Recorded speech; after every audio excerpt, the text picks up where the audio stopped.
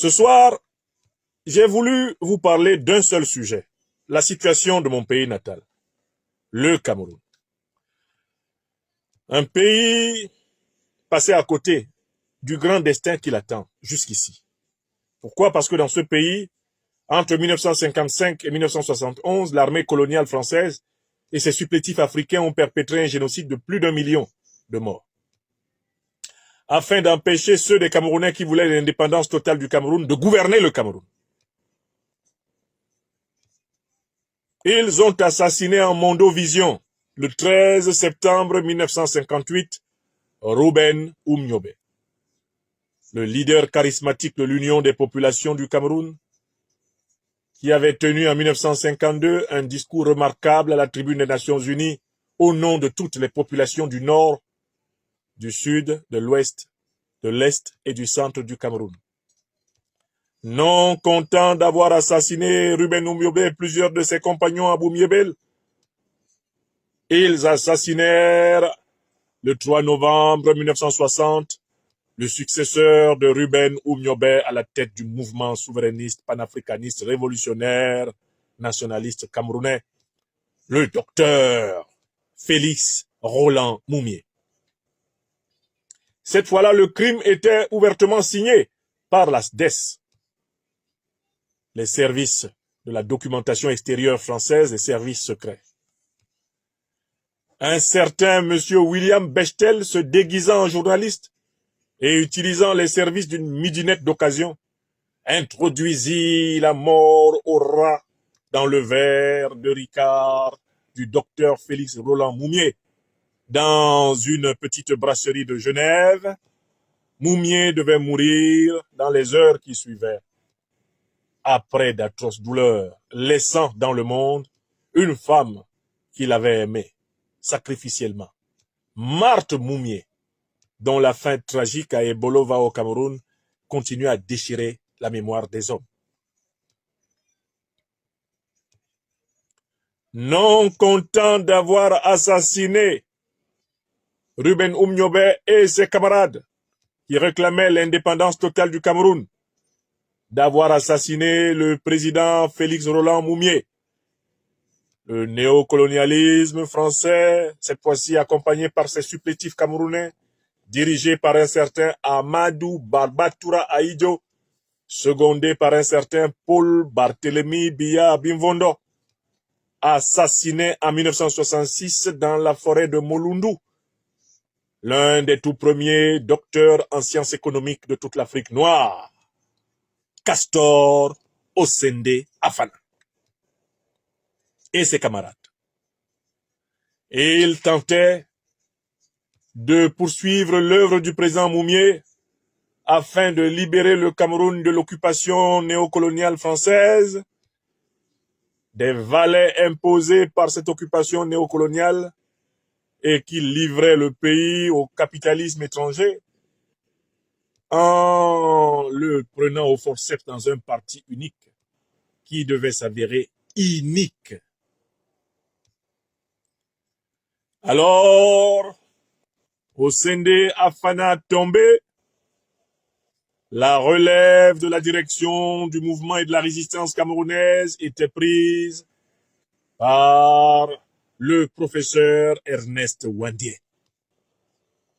Ernest Ouandié, président de la République du Cameroun sous Macky, commandant de l'armée de libération nationale du Cameroun, ALNK, capturé en Banga dans l'année 70, devait être exécuté avec la bénédiction de Senghor, avec la bénédiction de Pompidou et de Foccart, le 15 janvier 1971, publiquement à Bafoussam, avec quelques-uns de ses compagnons.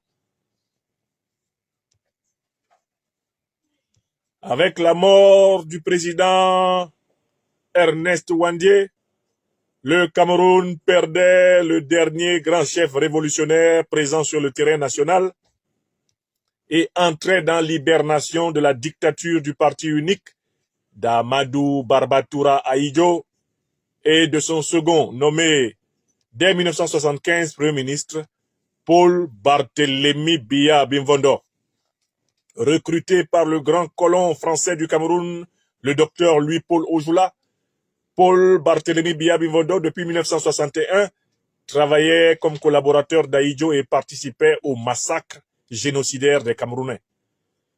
C'est à cet homme qu'un certain 6 novembre 1982, Amadou Barbatoura Ahidjo transférait le pouvoir d'État du Cameroun avec la bénédiction de leur maître commun, ceux-là même que Biya devait revendiquer dans les années 87 comme étant ses meilleurs maîtres, et lui se positionnant comme le meilleur élève de la France.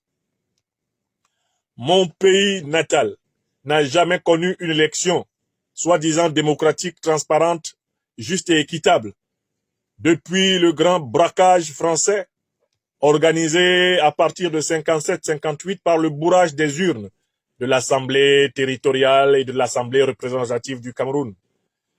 Mon pays n'a jamais connu de compétition électorale saine. Ahidjo n'a jamais gagné une élection contre quelqu'un. Paul Biya n'a jamais gagné une élection contre quelqu'un.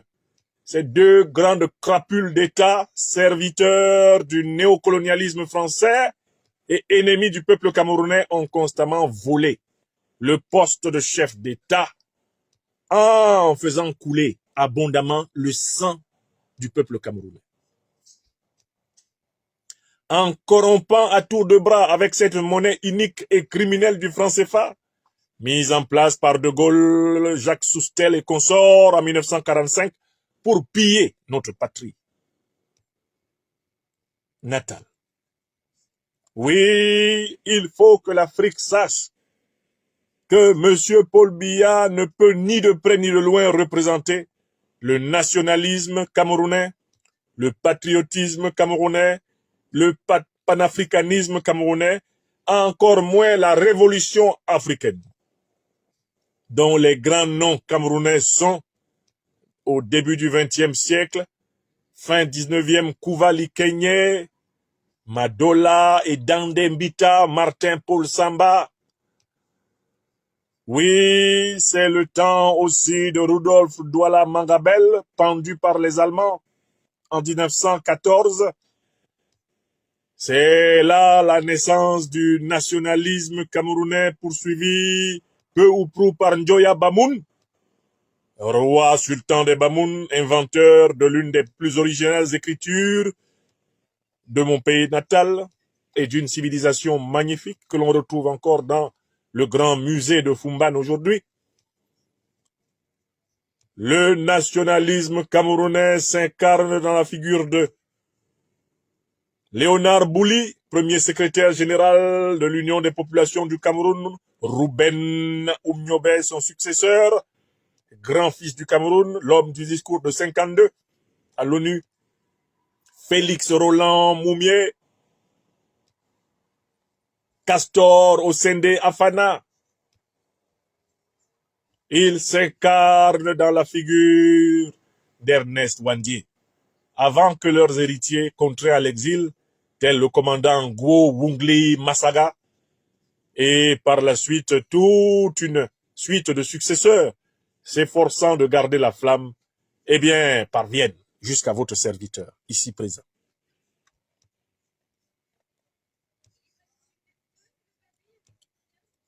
Il n'y a aucune façon de faire de M. Biya le représentant de la noblesse politique de mon pays natal. Aucune façon.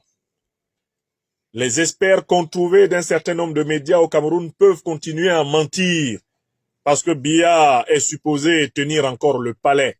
Quand il ne tiendra plus le palais, ces experts se volatiliseront. Ils vont se volatiliser. Ils disparaîtront. On n'entendra plus sur Vision 4 ni sur Afrique Média une ombre d'une mouche présenter Paul Biya comme un panafricaniste, comme un anticolonialiste ou quoi que ce soit. Les choses anciennes auront disparu. N'écoutez pas leur simagrée, ceux qui ont tenté de lui fabriquer un costard de nationaliste. N'écoutez pas leur simagrée, ceux qui ont tenté de le présenter comme un homme tellement intelligent, car il a ruiné le Ne les écoutez pas, ne les écoutez plus. Tous ceux qui essayent de le présenter comme un vieillard sage, c'est un vieillard fou. Fou du narcissisme le plus abyssal, le plus fantomal, le narcissisme le plus apocalyptique, la haine de son peuple. C'est un vieillard indigne. Je comprendrais à la limite, éventuellement, que ses enfants le pleurent, mais le Cameroun ne peut pas pleurer ce type. Il ne nous a rien fait de bon. Il ne nous a fait que du mal. En 42 ans, cet homme a incarné l'arriération systématique du pays sur le plan des valeurs de civilisation. Le mépris de la différence de point de vue. Le mépris de l'altérité, de la pluralité d'opinions. C'est sa spécialité. Le mépris de l'intelligence, de la créativité du peuple, c'est sa spécialité. Le mépris de la souffrance, le mépris des tragédies. Des Camerounais se sont retrouvés au fin fond des fosses, des écarts, tombés d'un train qui avait déraillé par la faute de la négligence du régime de Paul Biya. Paul Biya n'est même pas venu regarder le trou où il a laissé des gens qui n'ont jamais connu d'autres sépultures. Des Camerounais se sont noyés dans les inondations. Les Camerounais sont morts sous les violences de l'armée camerounaise ordonnée par Paul Biya. Au nord, avec ses fameux commandements opérationnels. Au nord-ouest, dans le cadre de sa répression des revendications légitimes, en tout cas pour certaines, des Camerounais, eh bien, du nord-ouest et du sud-ouest. Il n'a jamais eu pitié de quelqu'un. Il n'y a donc que les hypocrites qui vont le pleurer et les corrompus qui la nourrit. L'écrasante majorité du peuple camerounais aspire à vivre une autre expérience que celle des dictatures à Idio et Biya. Alors, depuis le 8 septembre 2024, Paul Biya est porté disparu dans tous les radars. Ses partisans ont tenté de ressusciter des vidéos multiples et variées. Vidéos de ses retours à Yaoundé-Simalène, vidéos de ses apparitions frêles à Genève, vidéos de ses rares sorties à Paris, vidéos de ses petits pas de pseudopodes, ne respectant même pas l'âge sénile auquel il est parvenu en prenant une retraite absolument nécessaire. Ses partisans ont tenté de le ressusciter par tous les moyens. Il est clair que depuis le 8 septembre 2024, Paul Biya connaît une situation handicapante. Ce handicap se situe entre la maladie grave, le coma et la mort. La situation de M. Biya n'arrange pas ses partisans. C'est pour cela qu'ils se sont précipités pour menacer les Camerounais de coups et blessures s'ils s'exprimaient. À leur tête, un certain M. Atangandji, dont le portrait a déjà été fait, et il a fait le tour des réseaux sociaux de la planète. Je pense même que le portrait que nous avons donné de cet individu, aux yeux injectés de sang, aux yeux roulants, aux yeux traversés par des éclairs méphitiques et méphistophéliques, ce portrait a traversé même le système solaire. Les premiers qui ne sont pas du tout contents que Paul Biya soit éventuellement désormais celui qui fut, ce sont ceux qui, à ses côtés et derrière lui, en son nom et sous ses hautes instructions, ont volé au Cameroun. Volent au Cameroun et espèrent voler encore. C'est-à-dire le clan directeur du RDPC. Ce qui contrôle encore pour quelque temps les principaux corps de l'armée, des renseignements généraux, les principales régies financières du pays. Ces voleurs, kleptocrates, enfiévrés, des kleptocrates obsessionnels, ont vu leur voix portée par 4 individus absolument lugubres. Que dis-je? Lugubresques. Atanga Goebbels Nji, le moustachu méchant, dont je vous disais que l'acide désoxyribonucléique était habité par un chromosome M, mais non pas simplement menteur, mais méchant. Un certain Grigou, Owona, alias Grégoire, qui lui aussi a voulu s'improviser dans l'art de menacer les Camerounais à propos du néant, de la biaïté. un certain monsieur René Emmanuel Sadiq, parlant du Cameroun comme étant un marchepied et faisant des phrases pour faire des phrases alors que le sang, la sueur, les larmes du peuple coulent.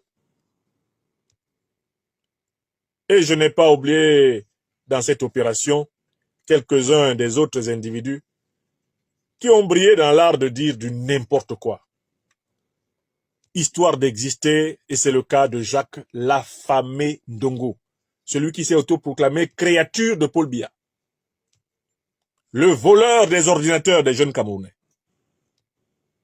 celui qui a détourné l'argent des ordinateurs des jeunes Camerounais et leur a ramené une camelote, l'a exposé en Mondovision en s'exposant lui-même, montrant ainsi la vacuité de sa pseudo-compétence. Tous ces gens-là, ils pleurent une seule chose, avec la disparition de plus en plus prononcée de Paul Biya, la perte des avantages immérités dont ils jouissent et dont ils comptent jouir encore, dont ils comptaient jouir encore en instrumentalisant au besoin la loque psychique et physique de Paul Biya. À la manière du régime corrompu des généraux d'Algérie, qui n'a pas hésité à user jusqu'au fond de la culotte, jusqu'à la dernière globule de sang, l'autocrate Bouteflika, qui ne l'a abandonné que quand, franchement, là, vraiment, on ne pouvait plus rien faire. On ne pouvait même plus le sortir en fauteuil roulant. Là, ils ont dit qu'il est mort. Souvenez-vous de l'usage, de l'abusage de la personne âgée dans les régimes autocratiques corrompus. On l'utilise comme une mascotte. On le sort littéralement comme on sort un masque dans les cérémonies rituelles traditionnelles. On l'utilise pour se cacher derrière et voler, et voler, et voler, et voler, et voler encore, et voler toujours, et mentir, et mentir, et mentir encore, et mentir toujours, et dire après qu'on a tout fait sous hautes instructions du chef de l'État, qui en fait n'est qu'un chef d'État. Chef d'État. Voilà le premier groupe que l'absence de Paul Biya rend fou. Car ils auraient voulu ne serait-ce que le présenter une ou deux journées, depuis le 8 septembre au Camerounais, puis le ramener à Genève, pour lui donner une nouvelle prolongation et continuer à voler en son nom. Mais il y a un deuxième groupe. Et si je parle ce soir, et si depuis plus d'une semaine, je parle presque tous les soirs aux Camerounaises et aux Camerounais de cette affaire, c'est parce qu'il y a un deuxième groupe là, que la disparition de Paul Biya n'arrange pas. Le premier groupe est plus ou moins regroupé autour de celui que Paul Biya a choisi, son fils Franck, pour lequel il a organisé une succession corruptrice, corrompue et ubuesque sur le style des autres républiques france-africaines. Mais il y a un deuxième groupe. Ce groupe-là compte sur le schéma de l'exaspération du haut patronat de la France-Afrique. En effet, les analyses qui ont été menées en haut lieu dans tout le système france-africain concluent que non seulement Paul Biya n'est plus viable pour protéger ou restaurer les intérêts de la France-Afrique, mais son héritier autodésigné, Franck Biya, ne pourra pas tenir le pays. Car en fait, il est dans la même fragilité qu'un Ali Bongo au Gabon, et il pourrait ne même pas avoir le temps de s'asseoir sur le fauteuil présidentiel, que le pouvoir d'État qu'il veut récupérer lui serait déjà raclé. Et que par conséquent, si la France-Afrique venait à miser sur ce Franck Biya, elle perdrait tout. Voilà pourquoi elle a décidé de miser sur un autre clan à l'intérieur du régime actuel. Un clan d'aigris, anti-monarchistes, parce qu'ils ne veulent pas que Franck Biya récupère le fauteuil qui déjà n'appartenait pas à son père, le fauteuil du peuple camerounais. Mais ce groupe-là est en train de réussir à convaincre les hautes officines de la France-Afrique pour être aidé dans l'accomplissement d'un coup d'État france-africain, du style Oligui Nguema, Mahamat Kakadebi, Faure Gnassingbé, du style effectivement des coups d'État qui permettent de préserver les intérêts de la France-Afrique, tout en donnant l'impression qu'il y a quand même un petit changement à la tête de l'État. Maintenant, je voudrais insister sur ce deuxième groupe. Le groupe des putschistes france-africains, qui est représenté dans l'armée, qui est représenté dans la société civile politique, qui est représenté dans la société civile non étatique. Ce groupe qui espère qu'avec l'affaiblissement de Paul Biya, voire sa disparition, avec le fait que l'hypothèse de la succession par son fils n'est plus tout à fait une hypothèse en odeur de sainteté dans les hauts lieux de la France-Afrique, suivez-moi du regard, alors il faut réussir à voler le pouvoir dans le dos du peuple camerounais et dans le dos de la bande, du clan restreint de Paul Biya. Il y a un troisième larron qui est placé là, entre le peuple camerounais, qui aspire à sa souveraineté, et le groupuscule de Paul Biya autour de Franck Biya qui aspire à la monarchisation du pays. Ce groupe-là est celui qui bénéficie maintenant de la couverture médiatique de RFI, France 24, Jeune Afrique, Le Monde, Le Point. Tous les journaux de la France-Afrique se sont mis au service d'un groupuscule intermédiaire entre le plan de succession de Paul Biya et les aspirations à la souveraineté du peuple camerounais. Écrivez ça. Tilana Yomni Meekalbe, écrivez. J'explique ça simplement. Il y a trois forces qui sont en train de courir pour conserver ou récupérer ou prendre le pouvoir au Cameroun.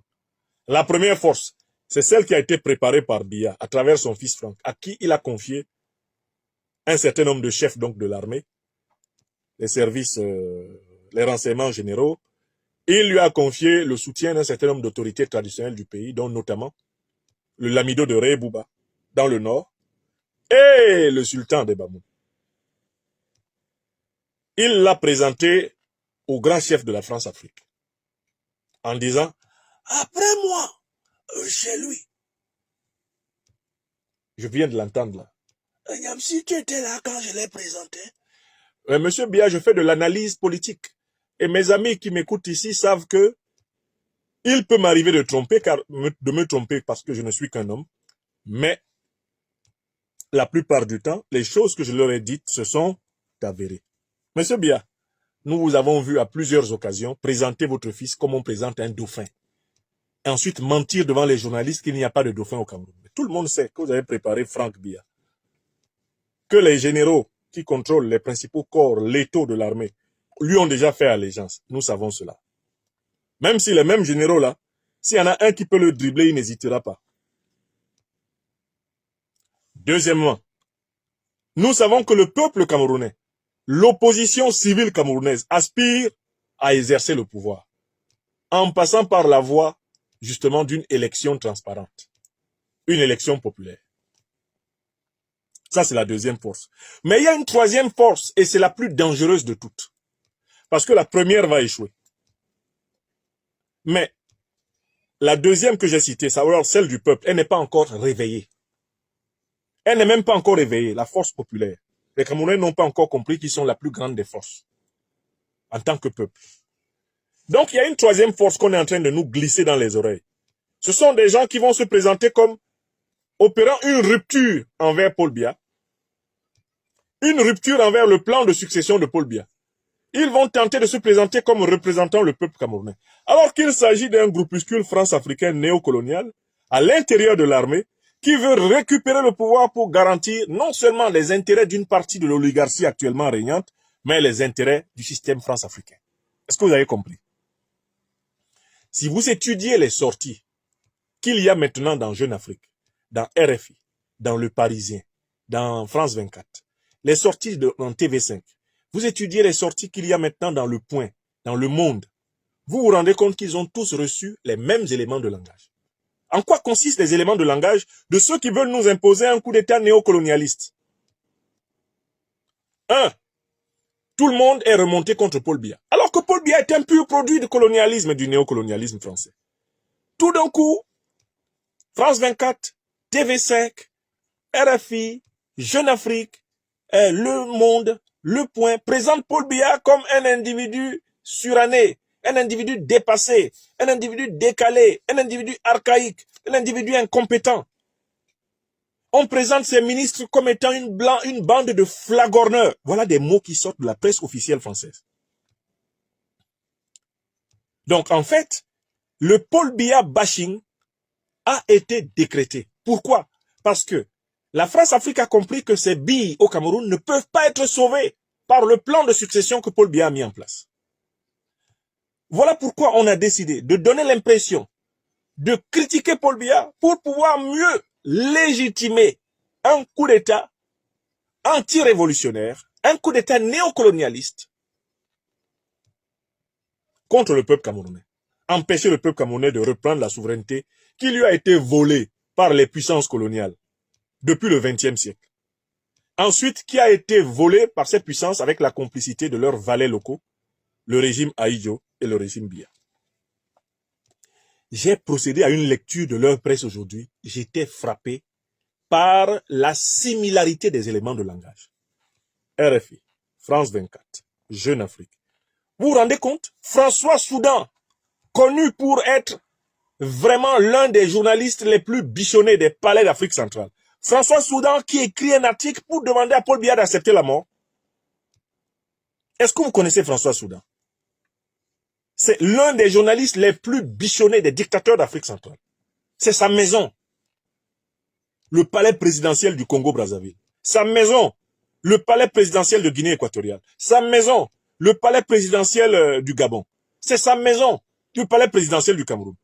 C'est l'un des plus grands lisseurs, polisseurs de l'image de Paul Biya. Depuis que Paul Biya exerce sa dictature au Cameroun. Tout d'un coup, Soudan écrit un article sur Paul Biya face à la mort en face. Paul Biya, la mort en face. Donc, et il conclut en disant que Paul Biya doit accepter de mourir. Donc en fait, à défaut pour Paul Biya de mourir de mort naturelle, on est même presque prêt maintenant à l'aider. Pourquoi? Parce qu'on a un plan B. Sous couvert de répondre à l'aspiration du peuple camerounais, à un changement politique, on veut imposer un Oligui Nguema. On veut imposer un Mahamat Kaka Déby. On veut imposer un Faure Gnassingbé au Cameroun. On veut imposer un Ali Bongo. On veut se débrouiller pour nous imposer quelqu'un que nous n'avons pas choisi. Et qui va continuer la politique de Paul Biya en donnant l'impression d'incarner la rupture. On veut nous imposer un Mamadi Doumbouya. On veut nous imposer un Sonko et un Diomaye. On veut nous la faire à l'envers. Oui! C'est de cela qu'il s'agit. Et c'est pour ça que je vous dis, les charognards de la France-Afrique tournoient autour de Paul Biya. Vous qui vivez dans des pays de grande nature, vous savez très bien que quand on voit les charognards, qu'est-ce qu'il y a en bas? C'est qu'il y a une charogne en bas. Ils savent que le pouvoir de Paul Biya est aujourd'hui à l'état de charogne. C'est un pouvoir pourri. Pas simplement par sa sénescence, incarnée, bien sûr, par ses principaux dirigeants, Paul Biya, etc. Ça, c'est l'âge. Tout le monde, s'il en a la chance, va y passer. Mais c'est les gens qui n'ont jamais compris qu'il faut quitter les choses avant que les choses vous quittent. Regardez l'état du soi-disant donc président de la République. Regardez l'état du président du Sénat. Regardez l'état du président de l'Assemblée nationale. Regardez l'état du président de la Cour suprême. Des croulants. Des gens qui devraient être assis, entourés d'aides-soignants, entourés d'infirmiers et de médecins, et de leurs familles et de leurs petits-enfants, pour attendre le moment de leur réconciliation avec la nuit de l'univers. Ce sont ces gens-là qui prétendent incarner l'avenir d'une nation dont plus de 70% de la population a pratiquement moins de 30 ans. Donc, le pays est vraiment pourri au sens moral, spirituel du terme. Il est usé, le pays, comme ses dirigeants, usé. Et voilà pourquoi les charognards ont commencé à tourner. Quand vous voyez les charognards, c'est qu'il y a une charogne. Là maintenant, dans ces 48 dernières heures, mais la presse occidentale est presque prête à nous annoncer que Paul Biya est mort. Tous les éléments de langage sont écrits en entonnoir. Tout s'achemine. Comme si on voulait nous préparer. C'est comme si on voulait même nous demander de l'enterrer vivant. Pourquoi? Parce qu'ils ont un plan B. Ils ont leur plan. Et leur plan B à eux, les néocolons, consiste à contourner Paul Biya lui-même et en même temps à contourner le peuple camerounais pour littéralement nous glisser une quenelle politique. Une véritable quenelle politique, comme dirait Dieudonné Mbalambala, qui fera que, alors que nous allons croire qu'il y a un changement à la tête de l'État, nous nous retrouvions dans une situation oligingemaïesque. C'est-à-dire, en fait, dans une révolution de palais déguisée en rupture, mais qui est en réalité une continuité encore plus stupide du système qui a avachi et qui a détruit le pays. C'est cela que je voulais, c'est ce sur quoi je veux insister ce soir. Que devons-nous faire? Je le dis depuis plusieurs années, je le redirai régulièrement. Ce que nous devons faire, partout à travers le Cameroun et les diasporas, c'est de nous mobiliser. Nous devons sortir. Nous devons aller sur les places publiques pour dire, au clan Biya, s'il est mort, qu'on l'enterre et qu'on passe à autre chose. Parce que depuis le 8 septembre, on n'a toujours pas la moindre preuve de sa présence sur la terre. Les gens sortent les anciennes vidéos, font les nouveaux montages, etc. Paul Biya, on a beau dire qu'il est à Genève, les Camerounais ne l'ont pas vu. Donc s'il est mort, qu'on le sorte du frigo, on l'amène, on l'enterre. Et l'affaire est close. Parce que Paul Biya n'a pas pleuré la plupart des Camerounais qu'il a tués. La plupart des Camerounais qu'il a abandonnés à la misère. Paul Biya ne les a pas pleurés. Il n'y a que les hypocrites et les corrompus qui vont le pleurer. Moi, je ne fais pas partie des hypocrites. Je ne me moque pas de la mort puisque je suis un mortel. Mais moi, je ne pleurerai pas Paul Biya parce qu'il n'a pas pleuré mon peuple. Il ne nous aimait pas. Si il est mort, il ne nous aimait pas. Il est hors de question que je flatte son cadavre s'il est mort. S'il est vivant, c'est pareil. Il ne nous aime pas. Il est hors de question que je flatte ce qui reste de lui s'il est vivant. Donc, première des choses, nous devons nous mobiliser pour dire, s'il est mort, enterrons-le. Donnez l'os de mort l'âme, qu'on le mange et que la vie continue. Aucun pays ne doit être suspendu à la vie d'un seul homme. Aucune nation, aucun peuple ne doit être suspendu à la vie d'une seule personne. Ce n'est pas possible. On ne peut pas prendre un pays en otage pour quelqu'un qui en plus a desservi le pays. Donc, les Camerounais, on doit sortir partout pour dire, donnez-nous son corps, on l'enterre vite. Il a une maison en Vomeka là-bas, on l'enterre là-bas. On l'enterre là-bas. Terminé, s'il est mort. S'il n'est pas encore mort, ça ne change rien à notre problème. Nous, on veut des assises nationales inclusives du Cameroun pour préparer de véritables élections inclusives, transparentes, incontestables. Et avant même cela, une nouvelle constitution qui corresponde aux aspirations de notre peuple. Donc même si Paul Biya est vivant, c'est ce qu'on veut. Même si Paul Biya est mort, c'est ce qu'on veut. Donc qu'il soit mort, vivant ou comateux, le peuple camerounais veut récupérer sa souveraineté.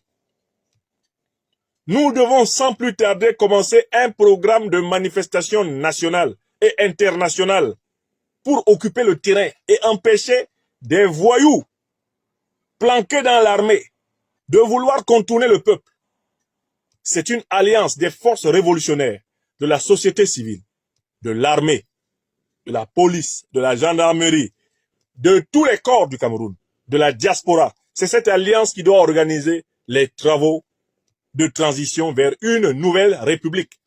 Et je pense que ce sera une nouvelle république fédérale, permettant de résoudre à la fois le problème du sud-ouest et du nord-ouest du Cameroun et le problème de toutes les régions. Donc, je me résume ce soir. S'il est mort, qu'on l'enterre. Tant pis pour les malhonnêtes et les hypocrites qui vont aller faire des phrases là-bas. Nous saluons le départ d'un grand homme d'État. Il n'y avait pas forcément d'unanimité sur lui, mais nous pouvons quand même saluer son départ. Moi, je ne vais pas dire ça. Monsieur Biya, si le jour où on dit qu'il est mort, fini mort, je dis donc enterrez-le. Parce que nous sommes humains. Nous ne sommes pas inhumains comme lui. Il a abandonné son prédécesseur, qui lui a cédé le pouvoir, avec, bien sûr, le diktat de la France-Afrique. Il a abandonné le corps de son prédécesseur à Dakar. Nous, on ne va pas faire ça. Parce que nous sommes plus humains que Biya et Ahidjo. On peut même les ramasser tous les deux ensemble. S'il est mort à Genève, on le ramasse, on ramasse Ahidjo au passage, les restes d'Ahidjo. Chacun, on l'enterre chez lui. Ahidjo était de Garoua, il a sa maison là-bas, on l'enterre chez lui. Paul Biya a sa maison en Vomekala, on l'enterre chez lui. Et c'est bon. On passe à autre chose. Le pays a besoin de passer à autre chose là. Des assises nationales pour refonder le pays. On refonde le pays, on réapprend à vivre ensemble, on instaure une véritable justice, on instaure un véritable état de droit, on instaure une véritable république fédérale, on résout toutes les crises que le pays connaît, crise dans la gestion des biens publics, crise dans la gestion de la partie du Cameroun dit anglophone, crise dans la gestion de l'affaire du terrorisme, notamment dans la partie septentrionale, crise dans la répartition des ressources, crise dans l'intégration de la diaspora. On règle les crises et le pays reprend. C'est à ça que nous devons penser. Et nous devons nous mobiliser à travers le Cameroun et les diasporas pour ça. Maintenant, on ne doit plus attendre. Il ne faut pas attendre quelqu'un. Il faut sortir. Contrairement à ce que raconte Atangandji, c'est maintenant qu'il faut sortir. Pour dire, donnez-nous le corps s'il est mort. Depuis le 8 septembre, nous sommes arrivés quand? Nous sommes déjà quand? Nous sommes déjà le 18 octobre. Il est 23 heures en heure de France. Entre le 8 et le 18. D'abord, entre le 8 et le 30 septembre, ça fait combien de jours? Entre le 8 et le 30, ça fait déjà 22 jours. Maintenant, on prend les 22 jours là, on ajoute 10 de ça fait 32. On ajoute 8 à 32. On est déjà à 40 jours. On est déjà pratiquement dans les délais de 45 jours constitutionnels. Mais peu importe. Écoutez, le type est absent depuis 40 jours du pays. C'est bon. S'il est mort, qu'on l'enterre. Arrêtez-nous cette histoire de l'os de mort là. Vous cachez le monsieur, soit parce qu'il est dans le coma, soit parce qu'il est mort. Vous le cachez parce que vous pensez pouvoir dribbler tout le monde et conserver le pouvoir. Ça ne va pas marcher si nous nous mobilisons. Les Camerounais ne doivent pas attendre. On doit sortir pour dire, finissons-en. Donnez-nous ce corps-là. On l'amène en Vomeka là-bas, on l'enterre. Donnez ça aux Camerounais. Les Camerounais savent enterrer les gens. On l'amène là-bas, on l'enterre. On l'enterre. Sa femme, ses enfants, ils peuvent aller le pleurer là-bas chez eux. Parce que les Camerounais ne vont pas le pleurer. Qu'est-ce qu'il a fait pour les Camerounais pour qu'on le pleure? Il a fait quoi? Il a construit les meilleures universités du pays, les meilleures routes. Il a offert à ce peuple-là tous les hôpitaux dont il a besoin. Il a fait quoi? Il a donné aux diasporas camerounaises le meilleur statut possible. Il a fait quoi? Il a développé, il a industrialisé le Cameroun d'une manière extraordinaire. Il a fait quoi? Pourquoi on va se mettre à le pleurer? Il n'y a que les hypocrites et les menteurs qui vont aller faire semblant de chialer là-bas. Et les Camerounais seront en train de regarder qui pleure. Pourront leur demander plus tard, tu pleurais quoi? Tu pleurais quoi? Parce que vous voliez. Quand il était là, vous voliez. Il vous permettait de voler, c'est tout. Sinon, vous n'avez rien fait de bon. Même une vraie route entre Douala et Yaoundé, vous n'avez pas été capable de construire. Vous parlez de quoi? Regardez-moi, les gens, ils ne peuvent même pas entretenir une compagnie aérienne. Une petite compagnie aérienne pour les Camerounais. Les Camerounais doivent payer des billets d'avion incroyables pour aller chez eux. Et ils disent qu'ils gouvernent. Vous gouvernez quoi? 1, 2, 3, FMI, Banque mondiale, décaissement. Derrière, ils volent. Ils volent. Ils volent même l'argent du crédit. Voilà les gens qu'on a. Et puis vous dites de pleurer quoi? On va pleurer quoi? La diaspora, depuis 1968, le méchant Ahidjo a pris une loi pour dire que l'homme camerounais qui acquiert une nationalité étrangère perd la nationalité camerounaise. Mais même cette loi-là, elle est illégale, elle est même pas conforme au droit national camerounais et au droit international. Parce que premièrement, il faut un décret du président de la République pour dire que quelqu'un est déchu de sa nationalité. Et puis deuxièmement, c'est quelle loi qui dit que l'homme camerounais perd sa nationalité, mais ça ne parle pas de la femme? Depuis quand dans un pays, il y a une loi qui s'applique uniquement aux citoyens masculins? Il n'a rien changé. On est en 2024. Ils ont menti, ils ont envoyé des députés ici en diaspora. Ils ont envoyé des élites dire aux Camerounais de la diaspora, cette fois-ci, ça va aller. On va arrêter cette histoire de persécution des binationaux. On est en 2024. Vous qui êtes dans les diasporas, que vous soyez pro-RDPC ou pas, vous avez eu quoi de ce régime? Donc, qu'on nous dise qu'il est mort s'il est mort. Qu'il est dans le coma s'il est dans le coma. Et s'il est dans l'incapacité, comme nous savons qu'il est dans l'incapacité de gouverner, dans tous les cas, s'il est vivant, qu'il démissionne. C'est tout ce qu'il peut faire. Le seul acte politique que Paul Biya peut poser s'il est vivant, c'est de démissionner. S'il est mort, on l'enterre. Et on passe aux travaux de préparation de l'avenir du pays. C'est quoi ça? Alors, je m'alarme beaucoup ce soir, précisément à cause de l'attitude des médias français. C'est une attitude suspecte. Ils doivent avoir une information qu'ils ne veulent pas donner au peuple camerounais. Parce que leur plan n'est pas encore bien positionné.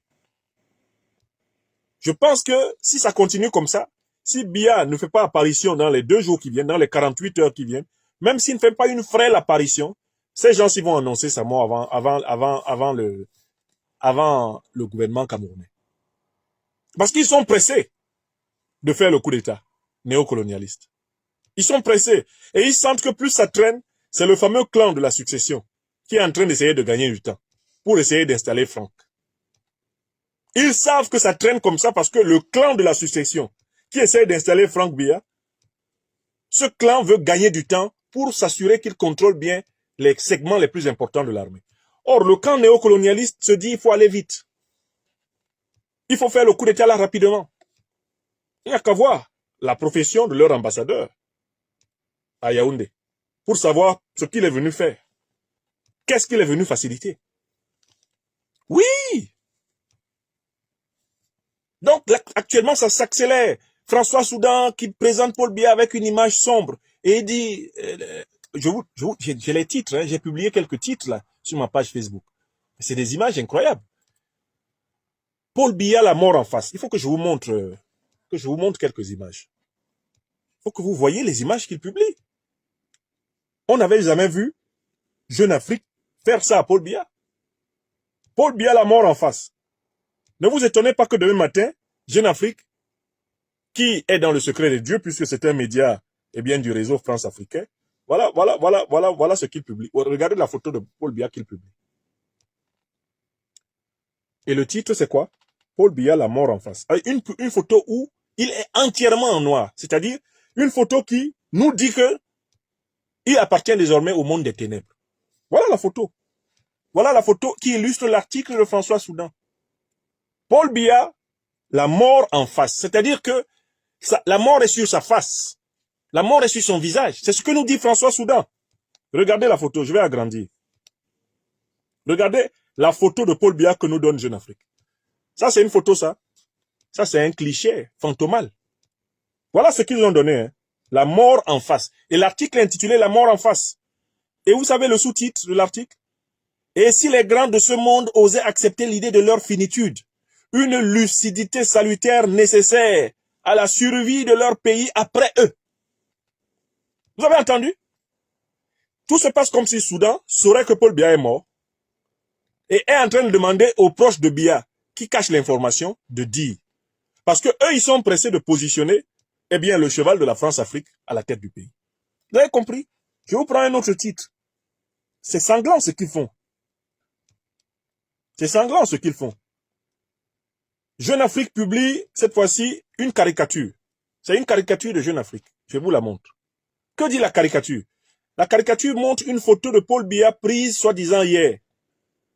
Et on dit, voyez sa bonne mine. Et puis il y a quelqu'un qui à côté dit, mais à côté, c'est pas Ahidjo qui est décédé en 1989? C'est-à-dire que Jeune Afrique se moque de Paul Biya en prétendant en fait qu'il est comme Ahidjo. Ahidjo est décédé en 89. Et on dit que les gens essaient de présenter Biya comme vivant en utilisant des photos où Biya avec Ahidjo qui est mort. Ce qui est une manière pour Jeune Afrique de dire que Biya est mort. Vous voyez? C'est ça, hein? À côté, c'est pas Ahidjo décédé en 89? Voilà Jeune Afrique, hein? Histoire de dire, les seules photos de Paul Biya où il ressemble à quelqu'un de vivant sont celles où il est avec quelqu'un qui est déjà mort. Ahidjo. Sinon, le Paul Biya d'aujourd'hui, là, il n'y a pas de photo de lui vivant. Voilà ce qu'il publie. J'ai trouvé encore d'autres choses. J'ai trouvé d'autres unes absolument, mais sanglantes de ces gens-là. C'est là où vous voyez à quel point les gens sont mauvais. Quelqu'un qui les a servis, vous voyez comment il le remercie? En monnaie de singe. J'ai trouvé quoi? Alors voilà, hop, j'ai trouvé ça. Regardez la photo là. Ça c'est Le Point. Le journal Le Point. Regardez cette photo-là.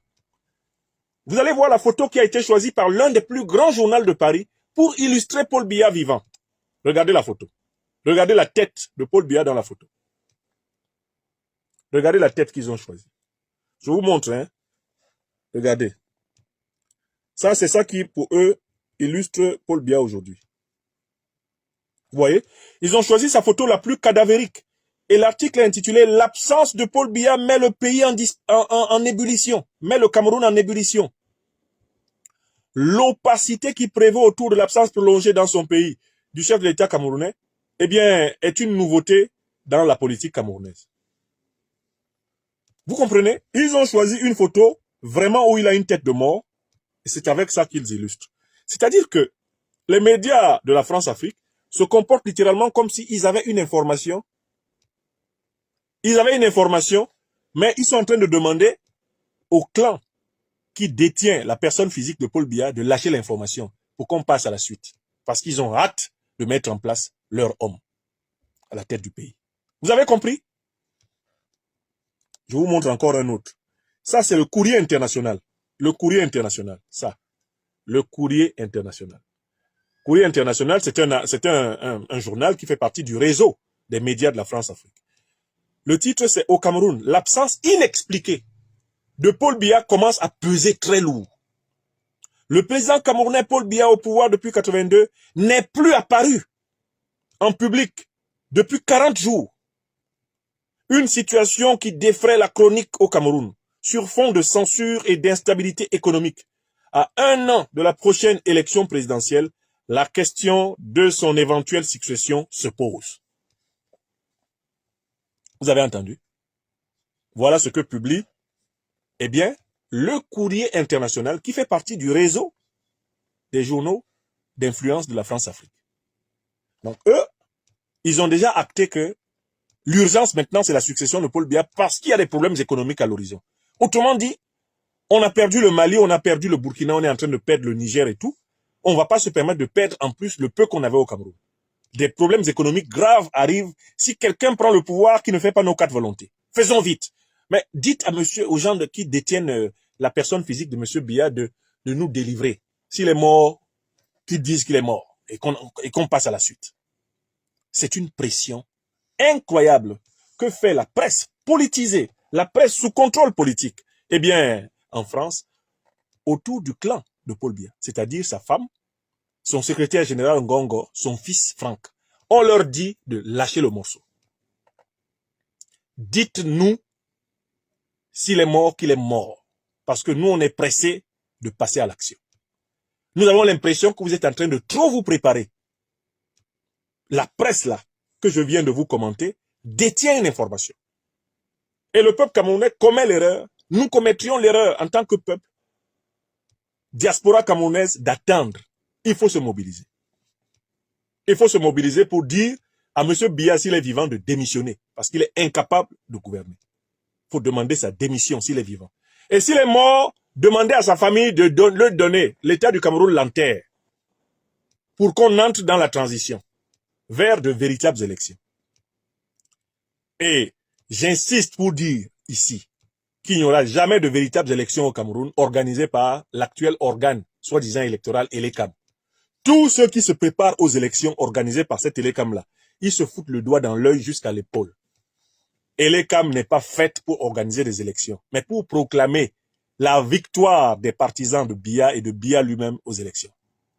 Elekam a été conçu comme une machine à proclamer des élections truquées. Tout Camerounais qui accepte d'aller aux élections dans les conditions de l'ECAM accepte le résultat, à savoir le vol contre le peuple. En 2018, on a vu les gens qui disaient que si on compte bien, on va gagner. On a vu. Ils ont volé l'élection. Ils ont volé l'élection en 92. Ils ont volé l'élection en 97. Ils ont toujours volé l'élection en 2002. Ils ont toujours volé. Ce sont des voleurs électoraux.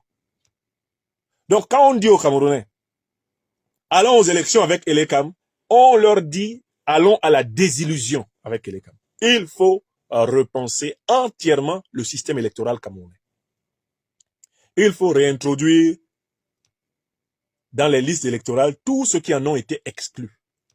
Il faut mettre en place des institutions qui soient inclusives, irréprochables, représentatives du peuple camerounais dans sa diversité et qui rassemblent, non plus les institutions qui divisent. On ne peut pas se permettre de bâcler les futures élections au Cameroun. Si on les bâcle, on a livré le pays à la guerre civile, on a livré le pays à sa haïtisation.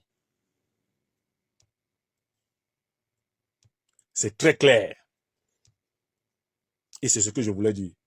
Mais je voulais insister aujourd'hui sur le fait que les médias mettent la pression sur le clan Biya pour que le clan Biya publie soit une annonce funèbre, soit une annonce de démission. Les médias de la France-Afrique, les médias français, ils sont montés d'un cran. Et en chorus, ils tournent autour de Paul Biya, comme des vautours et des charognards tournent autour d'une proie. Cela veut dire qu'en effet, ils veulent contrecarrer les plans que Paul Biya a mis en place, mais ils veulent aussi contrecarrer le peuple camerounais. Si c'est clair, il n'y a rien d'autre à faire que commencer les mobilisations dans le pays et dans les diasporas. Surveiller le Cameroun comme le lait sur le feu, de telle façon que ce pouvoir-là revienne enfin au peuple. C'est ce que je voulais démontrer, et c'était le seul sujet de ma conversation ce jour. Merci à celles et ceux qui ont accepté de la partager. Veuillez tout simplement vous abonner et activer la cloche de notification pour ne rien rater. Retrouvez KDV Africa sur YouTube, Facebook, TikTok.